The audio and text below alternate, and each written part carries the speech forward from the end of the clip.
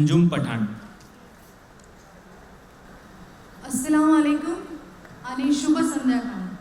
आदरणीय व्यासपीठ, माननीय सुधीर ठाकरेजी, माननीय मनोहर भोळे आणि आपले जे यशवंत आहेत आणि या मंचावरती आलेले भावी अधिकारी आणि यशवंतांचे पालक यांना मी यांचे मी धन्यवाद करते की त्यांनी मला ऐकण्याची संधी दिलेली आहे. मला असं वाटतं की युनिक अकॅडमीने मला बोलण्याची संधी देण्यापेक्षा मनोहर भोळे सरांनी मला बोलतं केलं आहे. मनोहर भोळे सर म्हणाले होते की YLTP नंतर तू काय शिकली, तर मी अक्षरशः सगळ्यांसमोर सांगितलं की सर मी भांडण करायला शिकले.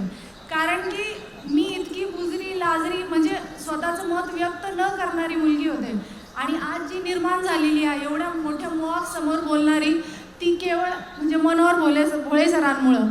I really thanks to Manohar Bhole sir, ज्यांनी माझ्यावर म्हणजे इतका विश्वास दाखवला आहे की जितका विश्वास माझे वडील माझ्यावरती दाखवतात.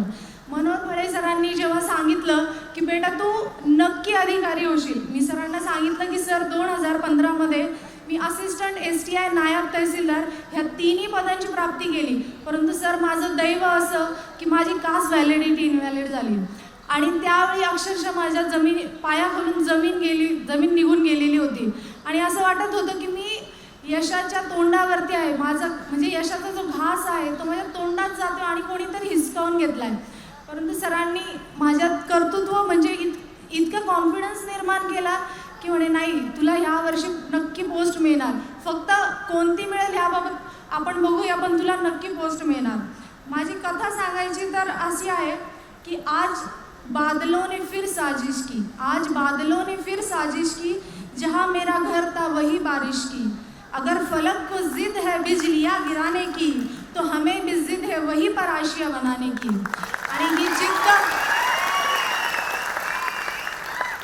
आणि ही जिद्द निर्माण करणारे प्रेरणास्त्रोत म्हणजे माझे आईवडील.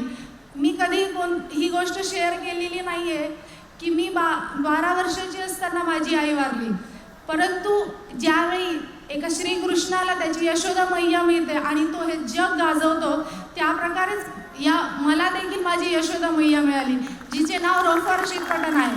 तिने अक्षरशः तिचे आयुष्य आमच्यासाठी वेचून काढले आहे. म्हणजे म्हणायचं तर एक आई जी स्वतः आपल्या मुलांना जन्म देऊ शकते, तिने केवळ आमच्या खातीर तिच्या मुलांना जन्म दिला नाही. तर मला असं वाटतं की तिला थँक्स म्हणणं हे खूप छोटे शब्द आहेत. मी सदैव माझ्या आईवडिलांच्या ऋणी राहील आणि मोस्टली म्हणजे माझे भाऊ जे आहेत, दोघं भाऊ, ते देखील मला खूप सपोर्टिव्ह आहेत. मी 12वीला असताना मला केमिस्ट्री बिलकुल जमायचं नाही, परंतु माझा मोठा भाऊ जो केमिकल इंजिनियर आहे त्याने मला इतकं छान केमिस्ट्री सांगितलं की मी आजपर्यंत त्या गोष्टी विसरलेले नाही आणि मला 100पैकी अक्षरशः 93 मार्क्स 12वीला आले होते केमिस्ट्रीसाठी. मला सांगावंसं वाटतं की ज्यावेळी मी युनिक अकॅडमीमध्ये आले म्हणजे त्याचा रेफरन्स दिला मला रोहिणी मॅडमने.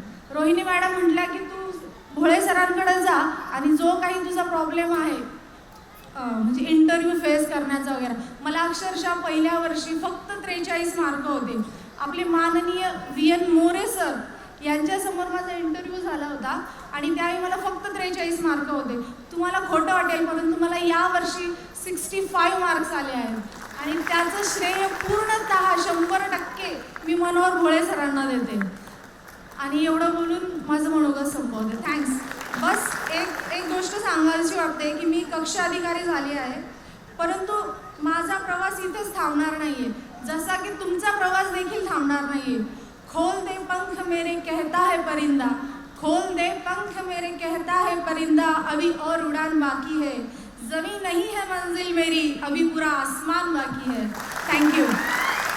धन्यवाद. यानंतर किरण कुमार धनवडे बोलतील.